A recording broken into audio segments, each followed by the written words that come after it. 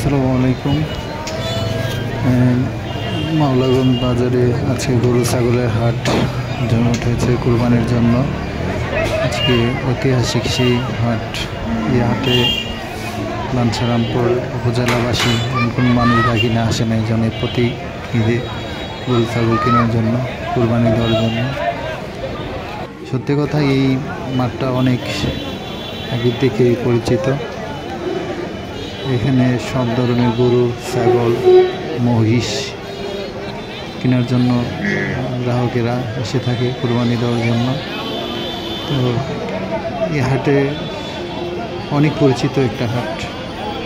আগের মতো এই হাটটা জমে না, খুব কম ক্রেতা যারা গরু ছাগল কিনে খুব কম সংখ্যক মানুষ আসে। আমাদের এলাকার আশেপাশে যারা আছে প্রত্যেকটি গ্রামে অঞ্চলেই এখন গরু ছাগল হাট বাজার বিক্রি করার জন্য দেয়।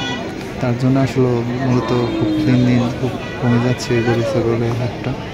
আশা করি আগের মতো আবার জমজমাট হবে। ক্রেতা যখন গরু ছাগল কেনার জন্য আসবে, আশা করি সবাই এই হাটে আসবেন গরু ছাগল কেনার জন্য। সব ধরনের বয়সী মানুষ আসে। বছর একটা ঈদ, খুশির, তার জন্য দেখে শুনে গরু নিয়ে যায়। এই হাটের একটু এখন যে পরিস্থিতি, গরুর হাট প্রচণ্ড, গরুর দাম অনেক বেশি ভাড়া, তার জন্য আসলে ক্রেতাও খুব কম, তার জন্য আসলে আশা করি আমাদের এই মাওলাগঞ্জ বাজারে যারা আছেন তারা আসবেন, আশা করি গরু ছাগল কিনে নেবেন।